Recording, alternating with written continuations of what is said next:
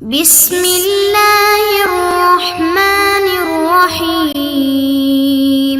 السلام علیکم معزز طلباء کرام، آپ سب کیسے ہیں؟ آج ہم تفسیر بیضاوی کے سبق نمبر 46 کو پڑھیں گے۔ آج کے ہمارے سبق کا عنوان ہے التفات کا بیان۔ آج کے ہمارے سبق کی عبارت ومن عادت العرب التفنن سے شروع ہوتی ہے۔ آئیے سب سے پہلے آج کے سبق کی عبارت پڑھ کر اس کا ترجمہ کرتے ہیں، اس کے بعد باقاعدہ سبق کی وضاحت کی طرف بڑھتے ہیں۔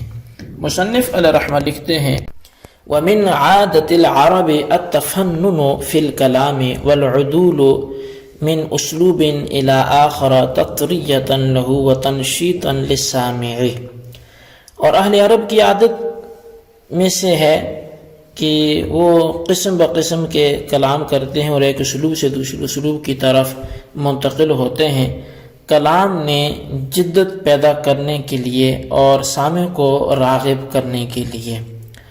فَيُعْدَلُ مِنَ الْخِطَابِ إِلَى الْغَيْبَةِ، چنانچہ خطاب سے غیبت کی طرف عدول کر لیا جاتا ہے۔ وَمِنَ الْغَيْبَةِ إِلَى التَّكَلُّمِ، اور غیبت سے تکلم کی طرف عدول کر لیا جاتا ہے۔ وَبِالْعَكْسِ، اور اس کا الٹ بھی ہو جاتا ہے۔ كَقَوْلِهِ تَعَالَى، جیسے اللہ تعالیٰ کا فرمان ہے حتی اذا کنتم فی الفلک وجرین بہم، یہاں تک کہ جب تم کشتیوں میں ہو اور وہ لے کر چلیں ان کو۔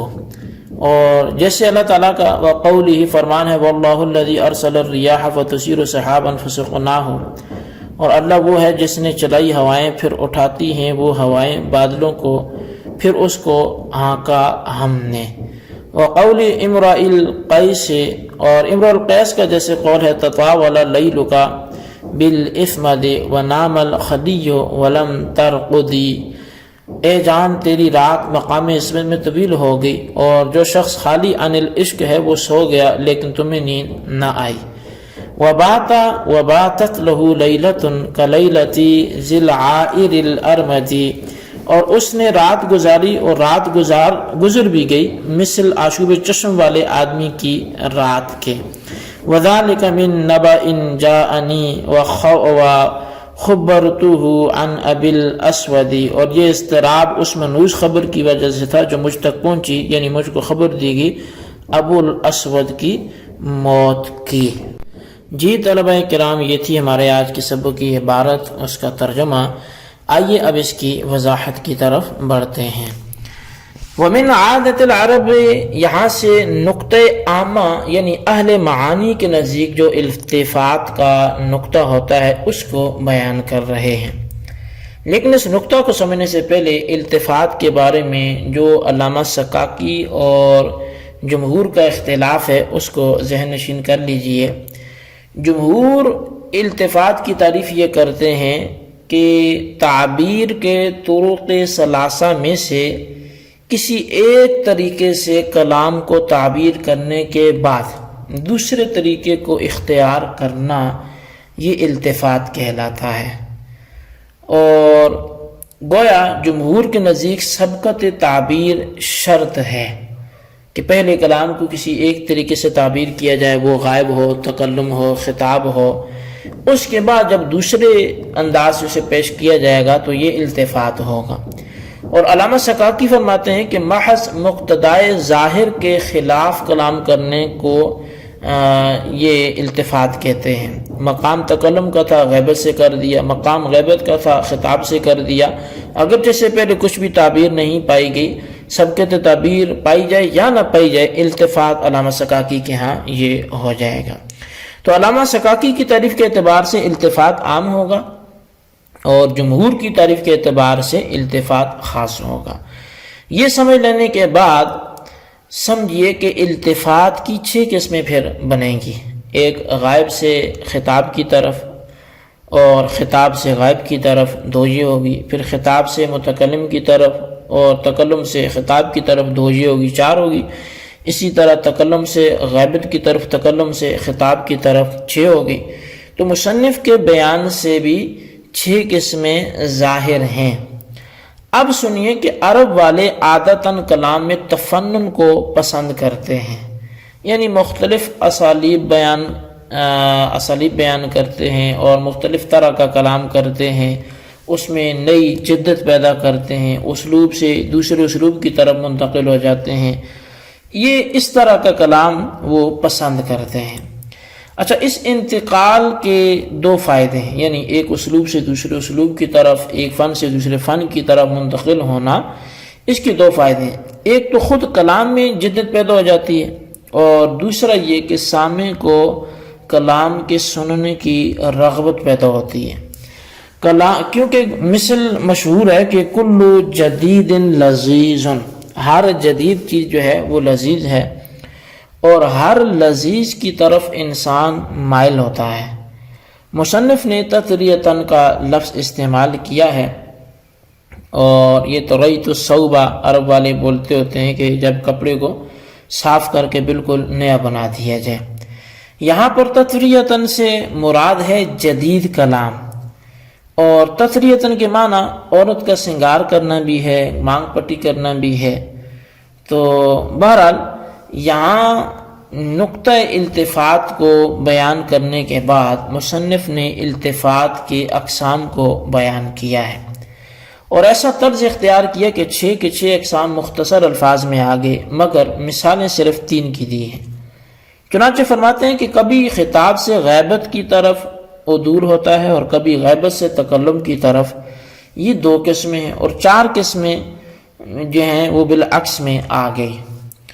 اول کی مثال حتی اذا کنتم فی الفلک وجرین بہم، یہاں کنتم خطاب کے ساتھ استعمال کرنے کے بعد ہم غیبت کے ساتھ استعمال فرمایا، کہ حتی اذا کنتم یہاں تک کہ جب تم لوگ تھے فی الفلک کی کشتیوں میں، وجرین اور وہ کشتیاں لے کے چلیں، بہم ان لوگوں کو۔ تو یہاں پر جو ہے وہ تقاضا تو یہ تھا کہ وجرین بکم ہونا چاہیے تھا، تو یہ التفات ہو گیا، کس سے؟ مخاطب سے، کس طرف؟ غائب کی طرف۔ دوسری قسم کی مثال واللہ الذی ارسل الریاح فتثیر سحابا فسقناہ، اب اس میں التفات اس طور پہ ہے کہ ارسلہ یہ صیغہ غائب کے ساتھ استعمال کیا کہ وہ اللہ جس نے ہواؤں کو چلایا۔ اب فتثیر سحابا، وہ جب بادل بنے تو فسقناہ، تو ہم نے اسے سیراب کیا۔ اب پیچھے اللہ وہ کہ جس نے بادلوں کو ہواؤں کو چلایا، وہاں اس کے لیے غائب کا صیغہ بولا گیا، اور آگے متکلم کا کہ فسقناہ فرما دیا، تو یہ غائب سے متکلم کی طرف التفات ہوا۔ اور بالعکس کے لیے امرؤ القیس کا شعر ذکر کیا ہے، تطاول لیلک بالاسود ونام الخلی ولم ترقد وبات وباتت له لیلۃ کلیلۃ ذی العائر الارمد وذلک من نبأ جاءنی وخبرته عن ابی الاسود۔ اب یہ جو شعر ہے ترجمہ آپ نے عبارت میں سن لیا، یہاں پر اسمت کے اندر میم اور حمزہ پر 2 قسم کی حرکتیں ہیں، کسر حمزہ کے ساتھ اسمت اور فتح حمزہ کے ساتھ اسمت۔ یہ متیقن ہے کہ اسمت کے معنی لغت میں اس پتھر کے آتے ہیں جس سے سرما بنایا جاتا ہے، اور عصمت کے بارے میں علم ہونا متعین ہے۔ اگر عصمت پڑھا جائے تو علم کے معنی متعین ہی ہیں، لیکن بعض لوگوں نے اسمت پڑھ کر بھی علم کہا ہے، مگر یہ بیان کردہ لغت کے منافی نہیں ہے، کیونکہ ہو سکتا ہے کہ لغت میں تو اسی پتھر کو کہتے ہیں اچھا جس سے سرما بنایا جائے، لیکن نام پڑ گیا ہو کسی اور جگہ کا بھی۔ اچھا، الخلی و خلی سے مراد خالی عن الغم والعشق، اور عائر کہتے ہیں جو اس رطوبت کو جو آنکھوں سے ڈھلکتی ہے، اور ارمد کہتے ہیں اس شخص کو جو آنکھوں کے درد میں مبتلا ہو، اور نبا ان کہتے ہیں عظیم الشان خبر کو، خواہ وہ حسرت ناک ہو یا خوشکن خبر ہو۔ یہاں حسرت ناک خبر یعنی موت کی خبر مراد ہے۔ یہ شعر امرؤ القیس نے مقام عصمت کے اندر اپنے باپ کے مرنے کی خبر پا کر بطور مرثیہ کے کہا تھا۔ اس شعر کے اندر اس نے اپنی ذات کو تشبیہ دی ہے ذیل عائر کے ساتھ، وجہ تشبیہ اضطراب و بے چینی ہے، اور اپنی رات کو تشبیہ دی اس ذیل عائر کی رات کے ساتھ، وجہ تشبیہ بیداری بر بنائے قلق و رنج و علم ہے۔ اچھا، اور کلیلتن مفعول مطلق بھی ہو سکتا ہے باتا فعل کا، اور محض تشبیہ کے لیے بھی ہو سکتا ہے۔ اس تحقیق کے سمجھنے کے بعد اب سنیے کہ اس شعر کے اندر جمہور کے نزدیک 2 التفات ہیں، ایک تو خطاب سے غیبت کی طرف یعنی لیلوکی سے باتا کی طرف، دوسرا غیبت سے تکلم کی طرف یعنی باتا سے جاءنی کی طرف۔ جمہور کے نزدیک لیلوکی میں التفات نہیں ہے، کیونکہ اس سے پہلے کوئی طریقہ طرق ثلاثہ میں سے استعمال ہی نہیں کیا گیا۔ مگر سکاکی کے نزدیک اس میں بھی التفات ہے، کیونکہ ان کی بیان کردہ تعریف اس پر صادق آتی ہے، کیونکہ مقام تھا تطاول لیلی، میری رات طویل ہوئی، اسے یہ کہنا چاہیے تھا لیکن وہ کہتے ہیں تطاول لیلوکی، اے نفس تیری رات طویل ہوئی، تو متکلم کی جگہ خطاب کا اس نے استعمال کیا، تو اس لیے جو ہے یہ التفات ہے۔ عبارت سے ظاہر ہوتا ہے کہ مصنف کے نزدیک سکاکی کا مذہب یہ حق ہے، پسندیدہ ہے، کیونکہ جمہور کے مسلک کو مانتے ہوئے اس مثال کو لانے کا کوئی فائدہ نہیں ہوگا۔ ہاں فائدہ اس وقت میں ہوگا جب کہ سکاکی کے مسلک کو اختیار کیا جائے، اس لیے کہ شعر میں جمہور کے نزدیک جو دو التفات نکلتے ہیں وہ تو پہلی دو مثالوں یعنی آیات باری تعالیٰ سے بھی ظاہر ہیں۔ ہاں فائدہ جدید اور بالعکس کی مثال اس وقت بنے گا جب کہ تیسرا التفات مل کے اندر جو ہے وہ مانا جائے، لہٰذا معلوم ہوا کہ قاضی صاحب کے نزدیک سکاکی کا مسلک وہ مختار ہے۔ جی طلبہ کرام، یہ تھا ہمارے آج کے سبق کی عبارت ترجمہ وضاحت، اس کو اچھی طرح سمجھے، اس کی خلاصے کو ضرور رکھے، بالخصوص ان سوالات کے جوابات دیں۔ سوال نمبر 1 یہ ہے کہ التفات کی تعریف کیا ہے، اس کی وضاحت کریں، اور سوال نمبر 2 یہ ہے امام سکاکی اور جمہور کے مابین التفات میں کیا فرق ہے، اس کو واضح کریں۔ اللہ تبارک و تعالیٰ سے دعا ہے جو کچھ ہم نے پڑھا سنا اسے یاد رکھنے کی توفیق نصیب فرمائے، آمین بجاہ النبی الامین صلی اللہ علیہ وسلم۔